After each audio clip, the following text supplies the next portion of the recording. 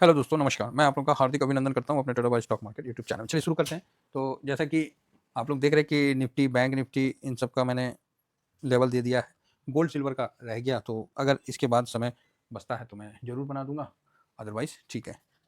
चलिए, बाकी निफ्टी आज ऐसा लग रहा है कि थोड़ा-सा पॉजिटिव होना चाहिए, थोड़ा-सा मतलब अच्छा-सा पॉजिटिव होना चाहिए। तो आप बोलोगे सर आपको तो डेली लगता है, तो भैया उम्मीद पे ही दुनिया कायम है।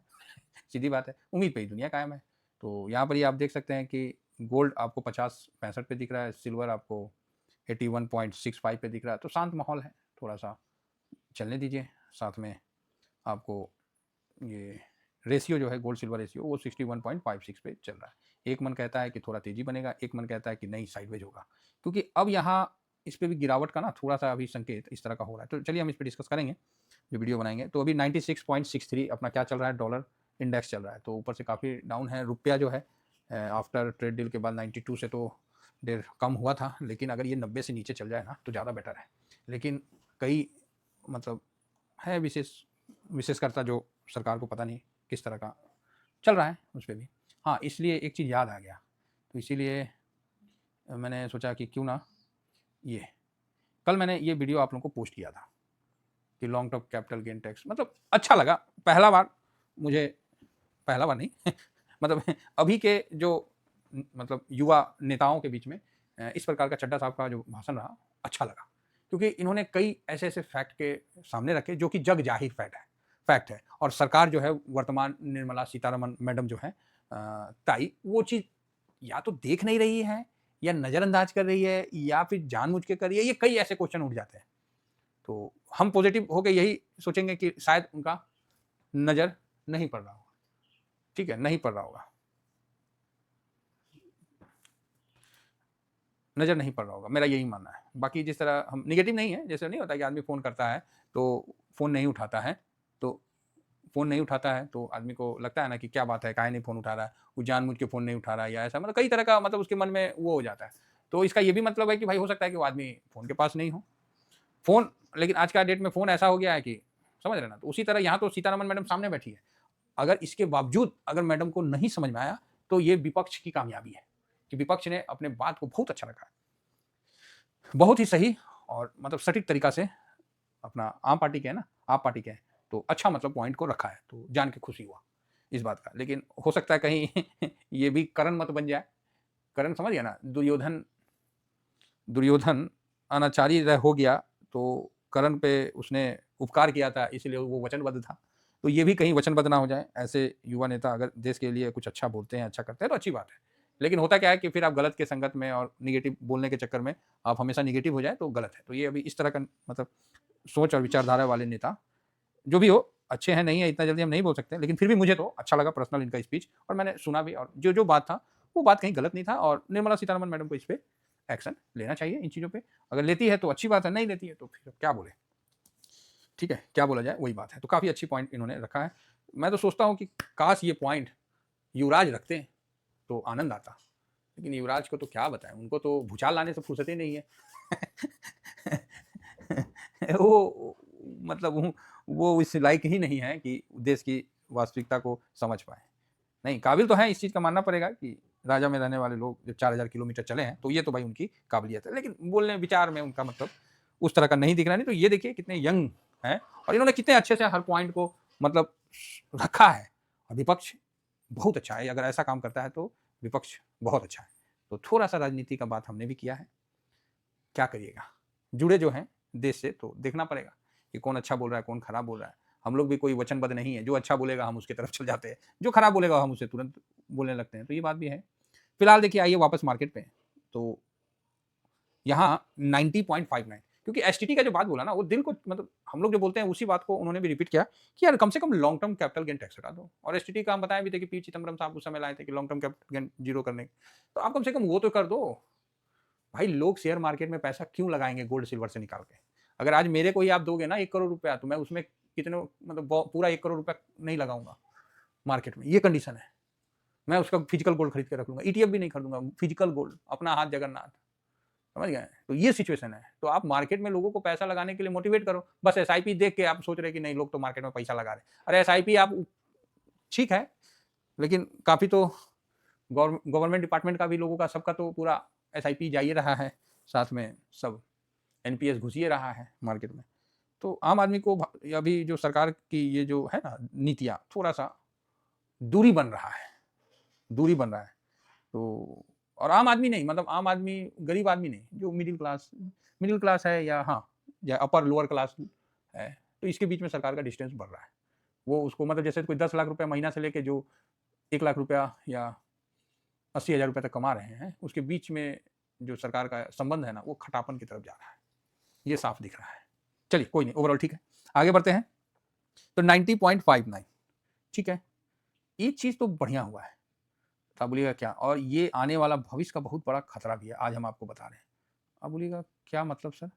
मतलब ये है कि आपको रिसेंट में अमेरिका, हाँ ये जो हम लोग जापान का इन्फ्लेशन और जापान का जो इंटरेस्ट रेट 0 हुआ करता था, अब जो है वो 0 से 0.75 हो चुका है, 0.75, और इसका बढ़ना बहुत बड़ा संकट आएगा। जापान तो ग्रो करेगा, जो कि कर रहा है, मैं तो बोल रहा हूँ जापान के पे ETF आना चाहिए, जापान के निकाई पे भी एक ETF आ जाए ना तो बहुत अच्छा है, जापान इन्वेस्टमेंट का सही जगह है अभी के हिसाब से। तो या तो जैसे ये इनकी प्रधानमंत्री इंटरेस्ट रेट बढ़ा रही है, अब या तो अमेरिका इस पे हस्तक्षेप करेगा, क्योंकि देखिए अमेरिका का कितना भी बोल देना कि शेयर बाजार और अमेरिका राजनीति दोनों अलग अलग है, तो मैं इस बात को नहीं मानता, ठीक है। भारत कितना भी बोले कि नहीं शेयर बाजार अपने तरफ से काम करता है, हम सरकार अपने तरफ से काम करती है, तो ये झूठ बात है। अगर ऐसा होता तो संडे को पोस्ट ऑफिस खोलना था, शेयर बाजार क्यों खोल दिए, ठीक है ना। तो क्यों खोल दिया भाई, NSE BSE क्यों खोल दिए, तो ये चीज़ को समझिए। तो अच्छा है, लेकिन जापान का जो इंटरेस्ट रेट बढ़ा है, तो जापान से ही दुनिया पैसा लेके अपने यहाँ इन्वेस्ट करती थी और फिर वापस, तो अमेरिका का जितना भी बॉन्ड है सब जापान से, क्या आते हैं ना, बड़े बड़े इन्वेस्टर जापान से पैसा 0% पे लेते थे और 4% 3.5% में लगा देते थे, फ्री का कमाई हो गया, बाकी पैसा उधर दे देते थे, तो ये सिस्टम चलता था। तो वहाँ भी अब इनके भी तरफ से बढ़ रहा है, तो वो भी एक काफ़ी बड़ा इशू बन के आ रहा है धीरे धीरे। तो और इधर चाइना में ना अभी हुआ था कि सिल्वर पर प्रीमियम बढ़ा दिया गया, और US भी, तो काफ़ी मतलब चल रहा है उल्टा सीधा। तो ठीक है, सब अपने अपने हित में सोच रहा है, तो गलत क्या है। फिलहाल आइए US मार्केट पे हम लोग नज़र मारते हैं। तो US मार्केट में अभी US मार्केट से पहले ये देख लेते हैं। हैंसेंग चाइना ठीक ही है, नॉर्मल खुला है। निकाई तो कल भी अच्छा, मतलब 2 दिन से तो खतरनाक पॉजिटिव है। आज कहाँ है जी, छुट्टी छाट्टी है कहाँ, 11 फरवरी है, चलिए कोई बात नहीं। दाउजोन भी ठीक ठाक चला, पूरे दिन एक बार तेजी बन गया फिर गिरते चला। सेम नैस्डैक भी पूरा दिन एक बार तेजी बन गया स्टार्टिंग में, फिर गिरते चला, सब इंडाइसेस में सेम ही रहा। तो इसका मेन है कि AI पे लोगों का भरोसा थोड़ा कम हो रहा है, तो इसीलिए उसी चीज़ को ये दर्शा रहा है, ठीक है। बाकी ऐसा विशेष कोई नेगेटिव बात नहीं है। और अमेरिका जो है वेनेजुएला को कब्जा ही लिया है, ईरान पे कर ही रहा है। और नेक्स्ट जो अमेरिका का देखिएगा, जापान पे भी अमेरिका, हालांकि उसी का अलायंस है, मतलब सुरक्षा के लिए बोल रखा है, लेकिन जापान पे और अमेरिका कुंडी कसेगा आने वाले टाइम में, है ना। इसका भी हम लोग को ध्यान रखना है, लेकिन अपने मार्केट के लिए अभी फिलहाल आज तेजी का माहौल दिखना चाहिए। आज भी नहीं दिखा तो फिर ठीक है, कोई बात नहीं। तो कुल मिला के बढ़िया है। तो अमेरिका का आपने देखा कि शुरू में तेजी हुआ, बाकी पूरे दिन गिरावट हुआ। ब्रेंट 69 समथिंग चल रहा है, जो कि ये है। और इंडिया का बॉन्ड यील्ड तो 6.75 है, तो अच्छा है, हम लोग LT गिल्ड भी से बाहर है, तो कोई ज़्यादा दिक्कत अभी नहीं है। फिर ये थोड़ा नीचे आ जाएगा ना, चाहे फिर इंटर मारेंगे तो बढ़िया है। ये देखिए 10 ईयर बॉन्ड यील्ड 4.13 हुआ है, ये एक बहुत अच्छी खबर है इमर्जिंग मार्केट के लिए, बहुत अच्छी खबर है। इसका गिरना बहुत बढ़िया है। ये मैं तो बोल रहा हूँ भाई साहब, ये 3.5 आ जाए ना, मज़ा आ जाएगा, मार्केट में पैसा आना ही आना है। इस बार ना थोड़ा सा सिचुएशन बहुत चेंज हुआ है, हम इस पे वीडियो बनाएंगे, क्योंकि इस वीडियो में बोलेंगे ना तो लंबा हो जाएगा समय, तो इस पे हम एक वीडियो बना देंगे डेडिकेटेड करके, क्योंकि इस बार पैसा का जो सोर्स था ना, वो पहले पैसा जो सोर्स था वो फ्री देता था, जापान पूरे वर्ल्ड का सोर्स था। तो अभी क्या है कि जापान में जब इंटरेस्ट रेट बढ़ रहा है, तो आप समझ रहे हैं क्या हो सकता है। तो देखते हैं आगे, इस पर हम चलेंगे, चर्चा करेंगे। तो फिलहाल अभी कई डाटा उटा आने वाला है इस वीक में, तो उस पर भी फोकस है ही। तो कुल मिला के ओवरऑल ठीक है। रही बात निफ्टी का, तो PCR वगैरह ठीक ही है, न्यूट्रल से थोड़ा पॉजिटिव है। और जो कल FIS ने खरीदारी किया ही है, वो भी बहुत ज़्यादा नहीं, हल्के ही हाथों से FIS ने खरीदारी किया है। लेकिन अच्छा बात ये रहा कि इंडेक्स फ्यूचर में 2000 करोड़ के आसपास की खरीदारी किया है, तो कुल खरीदारी का ही आंकड़ा सामने निकल गया है। तो 69 करोड़ का FIS ने कल बाई किया है, ठीक है। और बहुत दिनों के बाद FIS 20% के ऊपर निकला है। कितना? 20% के ऊपर निकला है, तो जिसमें आप देख सकते हैं कि FIS 21.68% का पोजीशन बना लिया, जो कि काफ़ी दिनों के बाद ये पोजीशन। अब देखना है कि ये धीमा धीमा करते करते बढ़ते चलते हैं, तो मार्केट भी धीमा धीमा करके बढ़ता चलेगा। अगर ये एक बार में कभी बेच दिए तो मार्केट में भी गिरावट देखने को मिलेगा, तो ठीक है।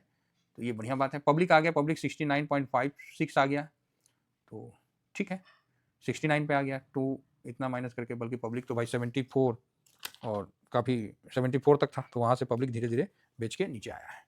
प्रो, इसने भी कल कुछ नहीं किया, बस वेट हल्का सा बाइंग में, सॉरी बाइंग किया, वो मैं शायद गलती से लिख दिया होगा, माइनस लिख दिया होंगे, तो 30 था ना, 31 था तो 34 हुआ, तो हल्का सा प्लस किया, ना कि माइनस किया। शायद मैंने कल लिखने में इतना छोटा डाटा था तो मिस्टेक हो गया होगा, तो उसको अभी देख लीजिए। तो 0.03 है ना, 03 प्लस हुआ है,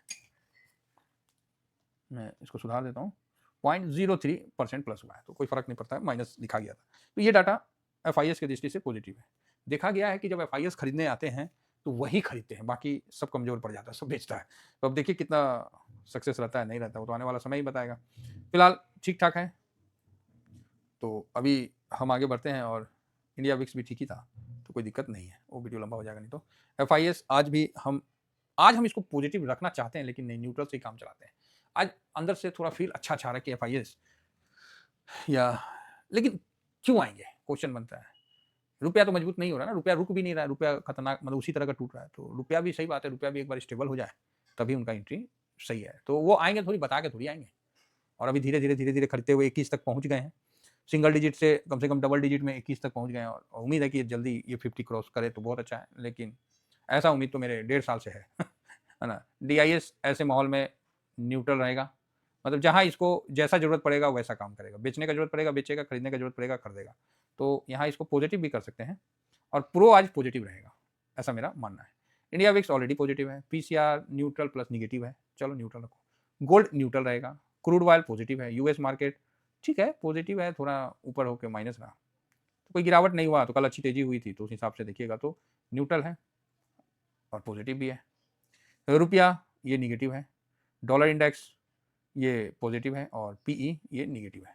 सेम कल वाला ही सिचुएशन सामने निकल के आ रहा है, जब आपको 5 पॉजिटिव, 1 2 3 4 न्यूट्रल और 2 निगेटिव, तो सेम कल वाला ही डाटा निकल के सामने आया है। इसका मतलब है कि अगर निफ्टी गैप अप होके खुल जाता है और 200 तक फर्स्ट शुरू में दिखा देता है, तब तो फिर वहाँ से हल्की गिरावट होके आपको दिखेगा, हल्का गिरावट होता हुआ दिखेगा, ठीक है, अगर इस तरह का होता है तो। अदरवाइज ये न्यूट्रल खुलता है 950 के पास, तो फिर वहाँ से तेजी दिखेगा, ठीक है, 950 26,000 से नीचे खुलता है, और फिर जो तेजी होता है और 26,000 को क्रॉस करता है, तो ये मजबूती वाली तेजी होगी और ग्राउंड की तेजी होगी, इसमें बायर और सेलर दोनों एक दूसरे से सेटिस्फाई होंगे, तो ये तेजी अच्छी वाली होगी। बाकी एक डिप दिखेगा दिन के दौरान, बाकी साइडवेज का मूड माहौल है। इतना ही कहकर अपनी वाणी को विराम देता हूँ। Thank you very much. जय हिंद जय भारत।